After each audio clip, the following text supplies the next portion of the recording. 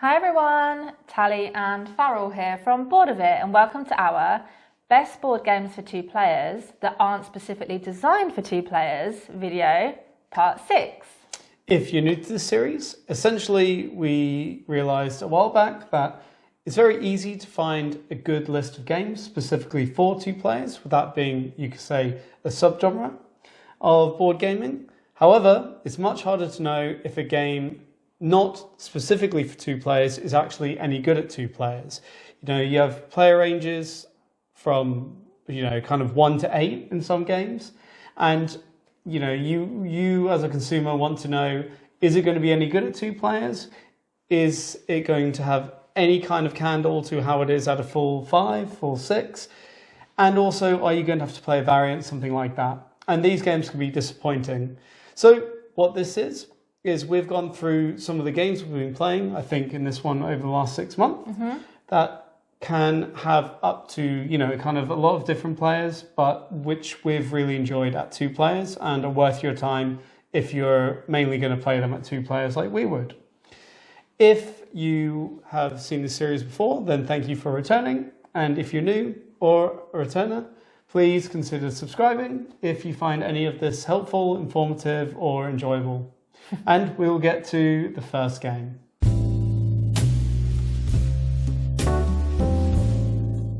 Here we have Villagers, a game we first played this year and really took to. It was one of probably the most pleasant surprises out of games we've played this year. It's basically a light, but not so light, card drafting and tableau building, where you're kind of trying to make chains of villagers by drafting them from the middle. So you'll start with just one kind of villager, a village founder, and then you'll take turns with the other players drafting from the middle. So you might get a miner, and then from that miner you might end up going all the way up to a jeweler, and you have to kind of make these chains, and different villagers can go on different people, and it's basically whose village has the most money at the end of the game. But yeah, I mean, that's about it. It's just a nice little game. Yeah, really love this one. And the reason why we really enjoyed to play it at 2, and we have mostly played it at 2, we did give it a crack with the family once, right, with more people. But mainly at 2, is because it is relatively uninteractive. Like Farrell said, you are drafting cards from the middle, but there's like a constant supply of cards. So it's not like you get left at the end with like 1 or 2 that you have to take. If you have more players, there'd be less choice. There's always a choice of cards, the same amount regardless of how many players there are. There is a little bit of a mechanism whereby some villagers have to have certain other villagers to unlock them. So like, I can't remember exactly off the top of my head, but some need like a cooper, right? Like the brewer needs a cooper in the village to brew stuff. And if the other players have that villager that you need to unlock yours, then you have to pay them.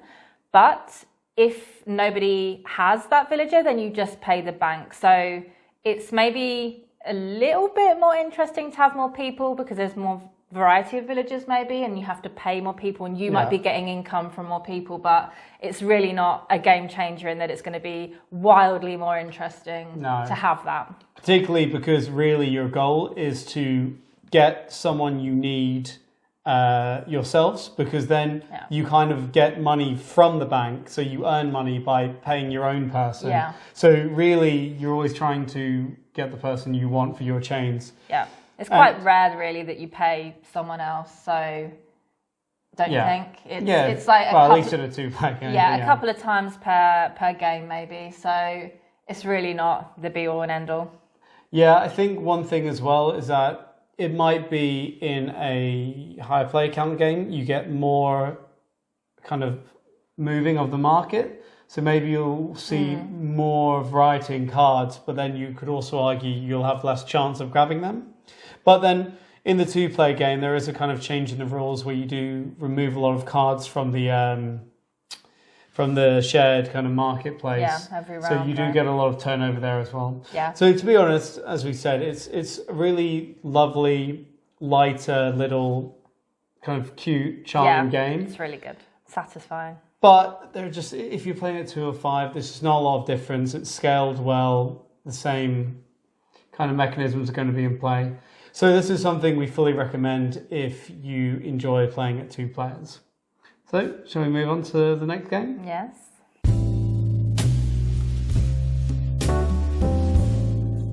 Okay, so next up we have My Father's Work, which we've very much been enjoying this year.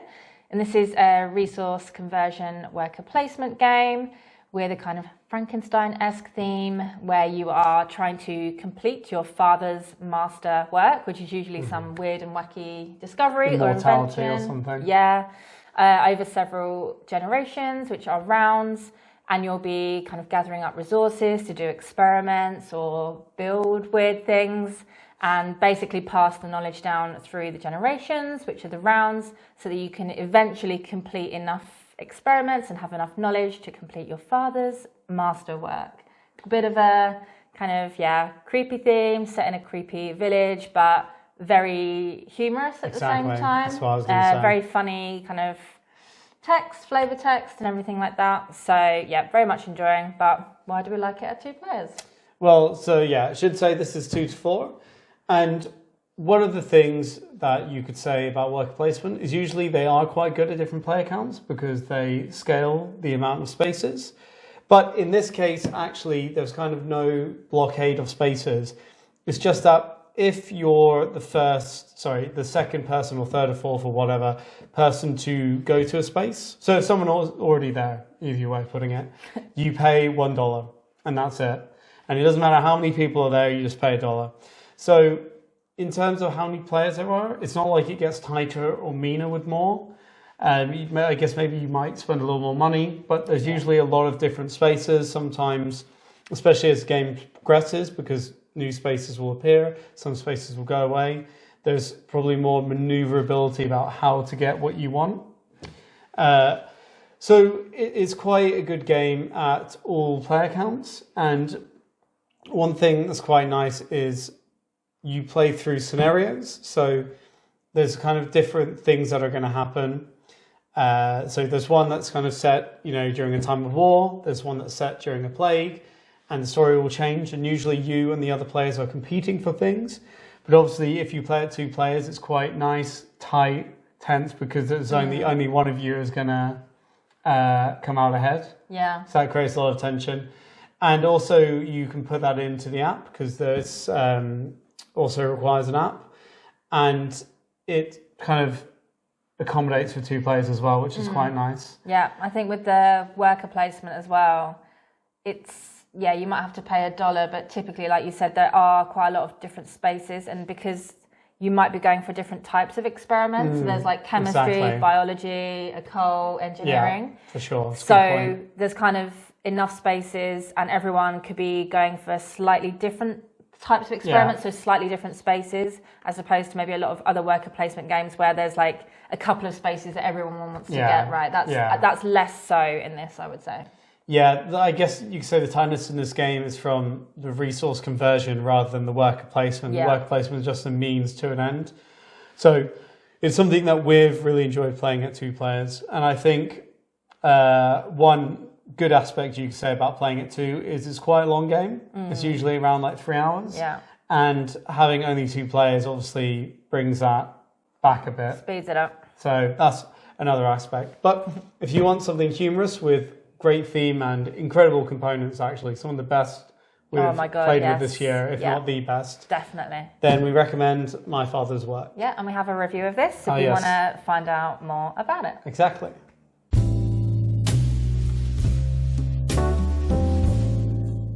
Now we have a bag building game, which already means it's in Tally's top X games of all times. And it is Wonderland's War. So in this, you'll each pick a character, one of the characters from Alice in Wonderland, Cheshire Cat, Alice, and you basically have a big war in Wonderland. And the way you fight this war is you're going to be drawing chips out of a bag, much like in Quacks Quedlinburg, if you've played that. And they give you values and special effects, and whoever kind of has the most value at the end of a battle wins. Or you can also, of course, and usually your drawing from mags go bust, and in that case you lose and you're out. So each round you play, you'll kind of have a part A where you have a tea party and you go around the table collecting goods basically. It can be soldiers, it can be chips to put in your bag, it can be all kinds of different things, powers, bonuses. And you'll go around till you've taken X amount of cards. Then you'll go to the battle where if you have soldiers in an area, you'll go to the areas in turn and draw chips with all the players who have soldiers there and then see who wins. So, considering this is for 2 to 5 players, why do we like it at 2? So, we will admit that this is probably one of the games on the list that we would rather play with more people, just because it adds to the kind of chaotic feeling of the Mad Hatter's Tea Party, basically. But that being said, we are more than happy to play it at 2. And if someone said, you'll never play this with more than 2, I would be perfectly happy still playing this at 2. It's probably a bit quicker at 2 because we did find that this game was much longer than we both thought that it would be. Yeah, then it said as well. Then it says, 25 minutes per player, and it's way longer. We know how to play it, and it doesn't take that short. Yeah, so for this kind of game, it just edges on being a little bit long. So obviously with more people, it's going to take longer. There's going to be more battles. But at 2 players, it's just more simple, straightforward. You just go to the region, each region where there's soldiers, and you do the battle to, head to head, basically. Whereas obviously when there's more people, that part will get a little bit more complex and chaotic, which fun, but different feeling, I guess. And like we said, it's going to add on more time. I think there's also, because you play a character and you have, it's a little bit asymmetrical where you have special abilities and special powers with this character. And there's actually a side of the player boards for these characters, which is 2 player only. Yeah. So they also do tailor powers to kind of, and there's 2 player rules to kind of balance out things. And it works really well. And I think one of the key aspects here is if you like bag building, if you like Quaxel-Quedlinburg, the key thing about this game is it is fun. Yes, definitely. You get a lot of fun. So it's just that, again, we're kind of always doing this series that if this is something that has piqued your interest, then we can say it's good fun at 2 players. We enjoy it. I guess it's similar to my father's work in that hopefully I'm going to make sense here because it's in no way similar. But I'm interested where you're going with this. Just by where I mean that with the worker placement, you just pay a little $1, right? If there's someone else already there, it's just like a small punishment. So in this, when you're drafting the cards, obviously if there's more people, there could be the chance that more people are going to take the cards that you want. But you can actually refill the cards if you go around the table. There's just like a small punishment for doing so, basically, right? So you aren't, like, someone might take the card that you want, but again, it's not like you can be locked out and only end up with 2 left. You do have the option to refill. So it's just like a small punishment. So there's not, like, it's not super tight in that way when you're drafting the cards as well. And I guess theoretically when you're battling as well, it's simultaneous, so it shouldn't add too much time. But yeah, so if you want this 2 players, that's how you mainly play. We can recommend it. I think we're going to keep playing it 2 players. Yes. As we said, bag building, Tally's favourite. But key element of Wonderland's War is that it's really fun. So we'll go to the next game.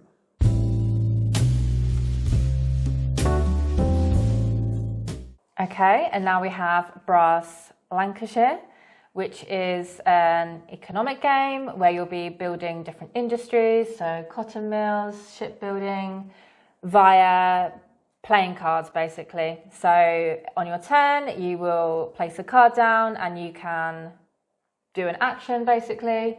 So that's building on the same, like, matching industry on the board. You can take a loan, do some other actions, but basically everyone will be kind of building up a network of industry and network of canals and railways. There's canals in this one, right, as well? Yeah. Yes.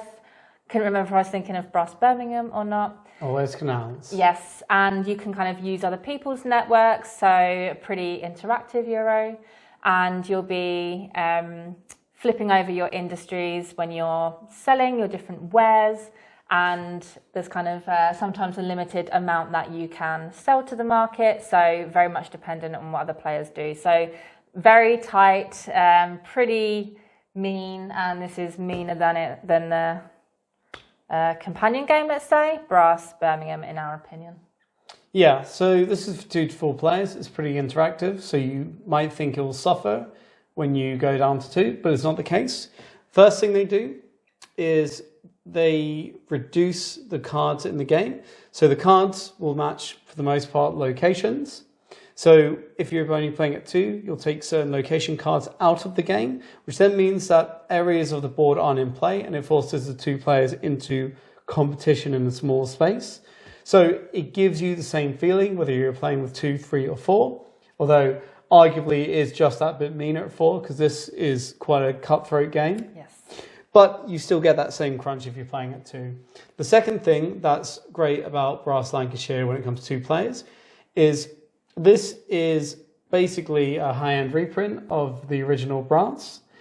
And for original Brass, which I think was only 3 or 4 players, people made a kind of fan variant map. And actually, in this box, they give you that on the other side of the board. So what you have in this box is a 2-player specific map, which is a bit smaller. And you don't need to kind of remove any cards. It's just made perfectly for 2 players. I think that's pretty brilliant as well. Yeah. And I mean, those are the kind of two key things, but people definitely argue about which is better, Lancashire or Birmingham. But I think people can agree that this might be the better proposition for 2 players. So definitely something to check out if you want to play one of the best games of all time. Yeah, and we have a buyer's guide as well if you're interested in Brass Birmingham or Brass Lancashire, but I don't know which one to go for maybe, or you have one and you're thinking if it's worth getting the other, then check that out. Yeah, but a really brilliant game, really interactive, and it definitely doesn't lose much by playing it 2 players. Definitely not. So, on to the next game.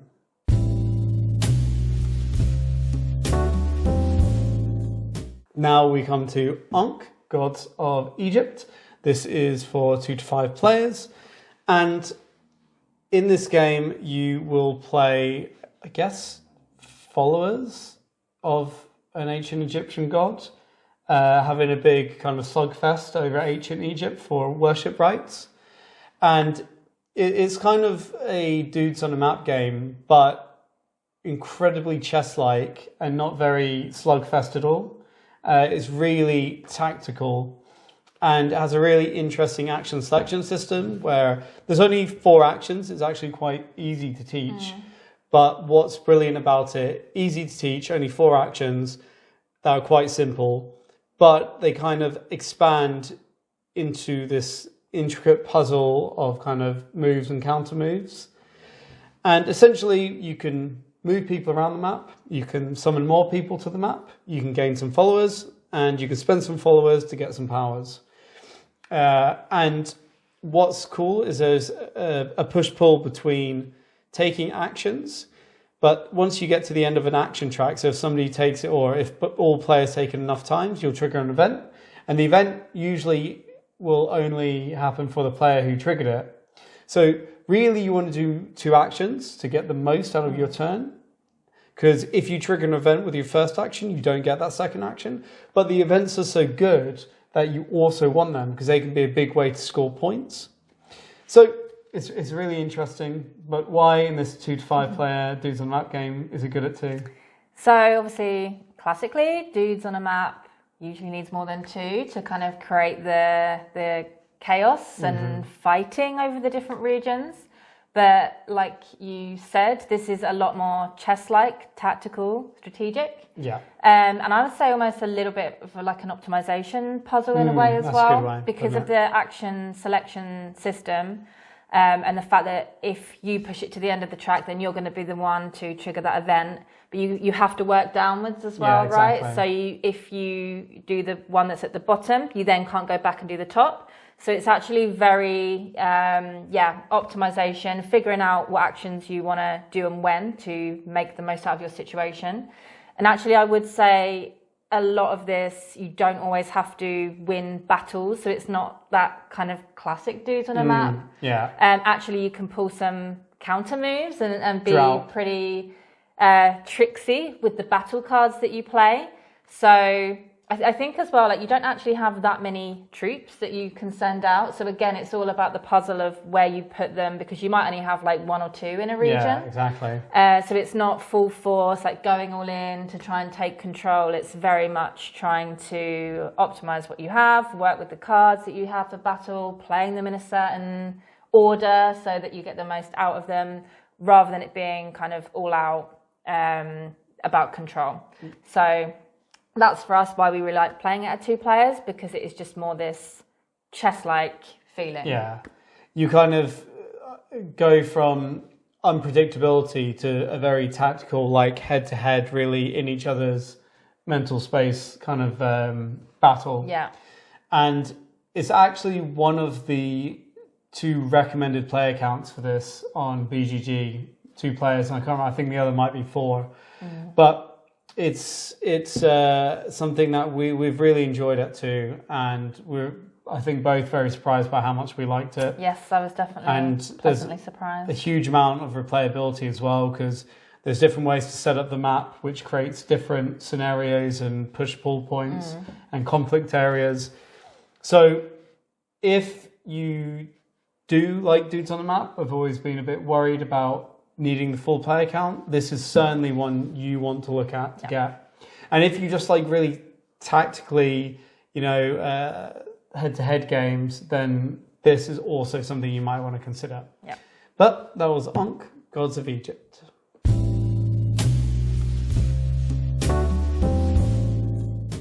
Okay, so next up we have Carnegie. Or Carnegie. We just had a little debate about how to pronounce it. I say Carnegie, you say Carnegie. Pretty sure, to be fair, Google says the British way is Carnegie. But isn't it Carnegie Hall, famously? Yeah. Anyway, so this is something that we've really been enjoying over the last couple of months. We got it just before moving and then weren't able to play it for some months, right? Like a couple of months. Yeah, and usually we're pretty good at playing our new games, but finally got it to the table a couple of months ago and absolutely love it. Artwork is Ian O'Toole, right? Yeah. So our favourite, so very aesthetically pleasing. And so this is, I would say, like a Euro game with some twists. We were also just saying before we put the camera on, kind of hard to describe this one, but it's about... Certainly a Euro game. Yeah, a little bit of like worker management, we were saying. So you kind of have some workers that you send out onto the map to do various things, like build buildings. But the action selection system, again, has a bit of a twist, in that you take it in turns to select what action everyone is going to do next. So that's can be quite spicy. Yeah. But it depends on what action that person chooses, and then the workers that you have in the associated region come back to you and you get income. So it's a little bit of unpredictability, or you can strategically send your workers somewhere if you know the other person is going to choose that action next to get your workers back, but maybe you didn't want to send them there. So I guess, not interactive, but you are reliant on what the other player does. It's one of the most indirect interactive games, because you can really do over another player with what action you pick. And as it says in the rules, sometimes it's better to do an action that maybe you can rather than doing the big action you want, it's better to do an action that you can kind of like half do if 2 other players cannot do it at all, because they're losing a turn kind of thing. Yeah.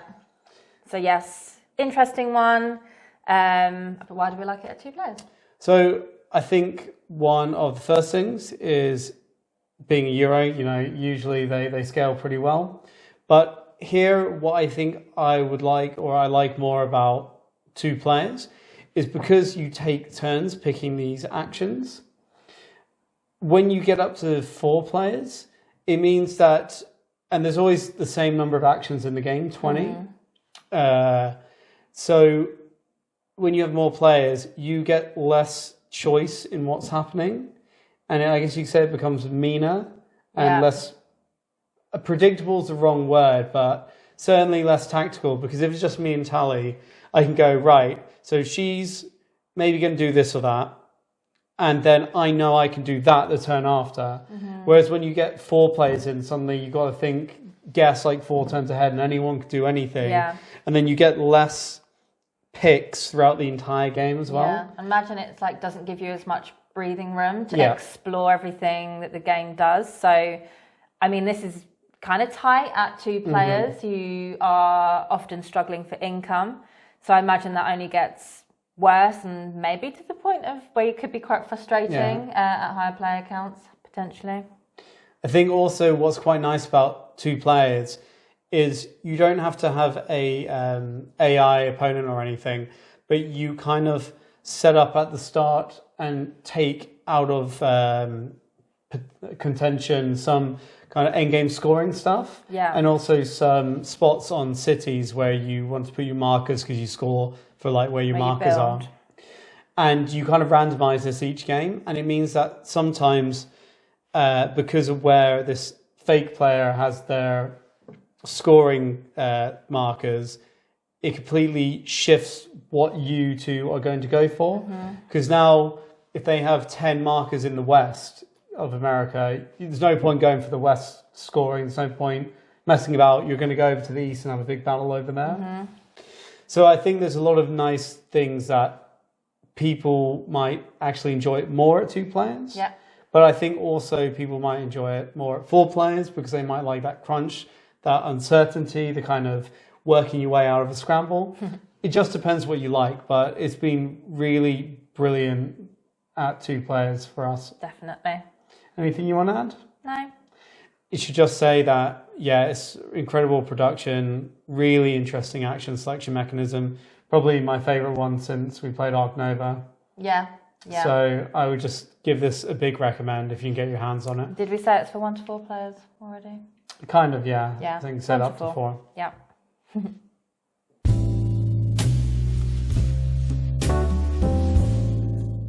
Ark Nova now for 1 to 4 players.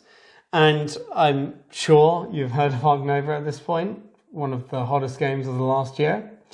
But if you haven't, it's actually a zoo simulator where you build your own zoo, basically. And mechanically, this game is a mishmash of a lot of different game mechanics, but each one done very, very well. And kind of mushed together in a very pleasing way with this kind of jewel at the core of the action selection system, where if you not say ignore an action, but leave that action, it grows stronger and stronger and stronger till then you take that action and it lets you do a lot more than if you'd done it kind of 2 times in a row, right? So that's kind of the highlight of this game. But you've got some polyomino building, you've got kind of terraforming Mars, like card collection and card synergizing. But I think those are the main 3 aspects, right? And you also have a quite interesting scoring system where you're scoring in 2 different areas and the game will end once they kind of pass each other, and then the distance you've gone past is how many points you get. Yeah, exactly. Yeah, so we really enjoyed to play this at 2 players because it is a Euro game, so they're typically scaling pretty well because there is basically minimal player interaction, or any interaction there is not going to be game breaking. It's pretty light.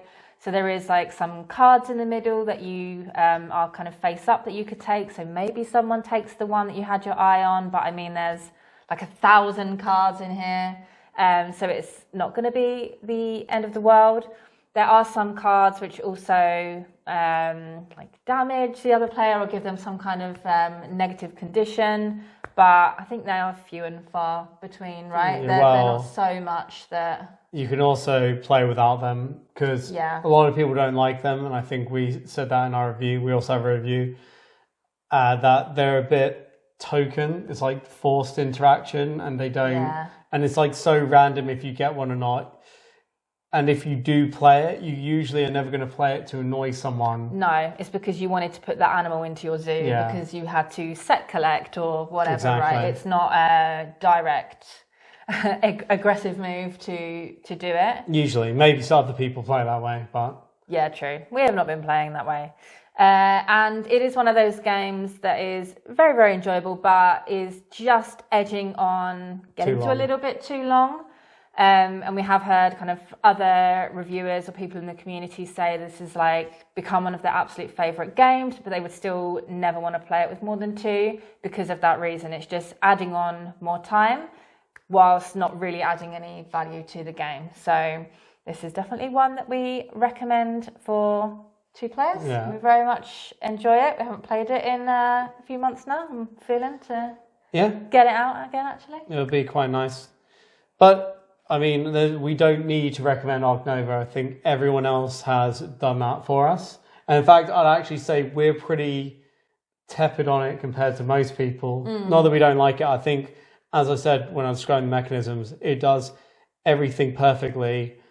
I just think for me that everything it's done has been seen before. Yeah. But it's still a very pleasant game. Yeah. Got a lot of hype. We're not so in for the hype, but very much enjoy the game. It's a good game. Also very much enjoyable for you if you want to play it at two players.